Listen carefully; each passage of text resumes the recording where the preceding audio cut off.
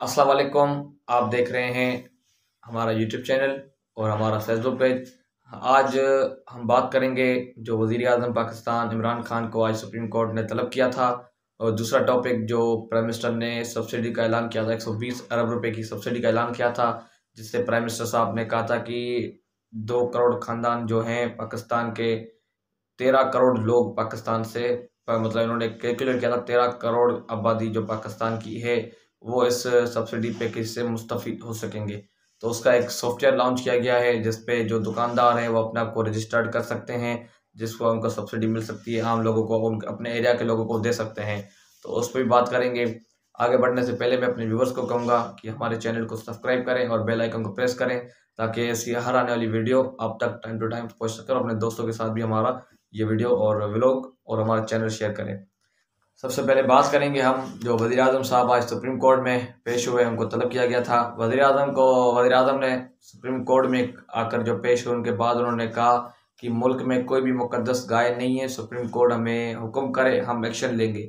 उसके बाद जस्टिस एजाज ने कहा कि वालिदैन को मुतमईन करना ज़रूरी है, वालिदैन चाहते हैं कि मौजूदा हुकाम के खिलाफ कार्रवाई की जाए। उसके बाद वज़ीर आज़म दौरान समाअत रोस्ट्रम में आकर उन्होंने कहा कि कानून की हुक्मरानी पर यकीन रखता हूँ। वज़ीर आज़म ने अदालत को कानून के तकाज़े पूरे करने की यकीन दहानी कराई। उसके बाद वज़ीर आज़म ने कहा कि मैं ये भी चाहता हूँ कि आप पता लगाएं 80,000 लोग कैसे मारे गए और उनका ज़िम्मेवार कौन, और यह भी पता लगाएं 480 ड्रोन हमले में कौन ज़िम्मेदार है। उसके बाद जस्टिस ने रिमार्क्स दिए कि आप वज़ीर आज़म हैं और बतौर वज़ीर आज़म आपके पास ये सारे जवाबात होना चाहिए और आपको पता लगाना ये आपकी ज़िम्मेवारी है। जिसके बाद वज़ीर आज़म ने अपना जवाब दिया कि मुझे जो भी APC सानिया में जो भी लोग शहीद हुए उनका दुख है, उतना ही उनका दुख है जितना 80,000 लोग जो मारे गए उतना उनका दुख है मुझे भी। अब आते हैं एहसास राशन पोर्टल पे। ये तो थी एक प्राइम मिनिस्टर की जो आज तलब हुए। उसके बाद प्राइम मिनिस्टर ने भी जवाब दिए और प्राइम मिनिस्टर ने सुप्रीम कोर्ट को कहा है कि आप इंसाफ के तकाजे पूरे करें, हुकूमत आपके साथ खड़ी है और वो अपना कानून की हुक्मरानी पर यकीन रखते हैं। अब बात करेंगे एहसास राशन पोर्टल पे।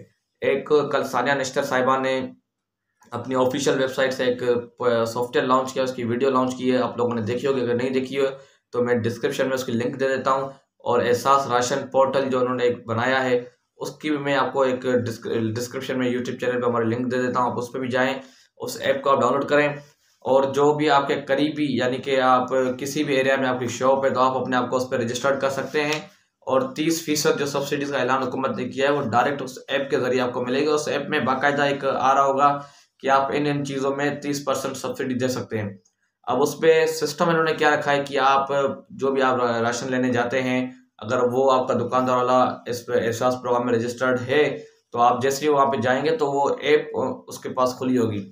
उस पर आप सारी चीज़ें जब उनसे लेंगे तो सारी चीज़ें लेके जो टोटल बिल बनेगा उसी ऐप के थ्रू वो बनाएगा। उस ऐप में आपको सब्सिडी मिल जाएगी और 30% आपको उसमें सब्सिडी मिलेगी। सारी चीज़ों के पैसे सब्सिडी माइनस होकर, मिसाल तौर पे अगर आपका बिल 1100 बनता है टोटल, तो वो ऐप में उस पर लगाएगा सारा सामान, सारा बिल जिस जिस पे सब्सिडी है, तो वही सही पैसे माइनस होके, परसेंटेज माइनस होके आपके पास वो बिल आ जाएगा, फिर आपको बिल अदा करना है।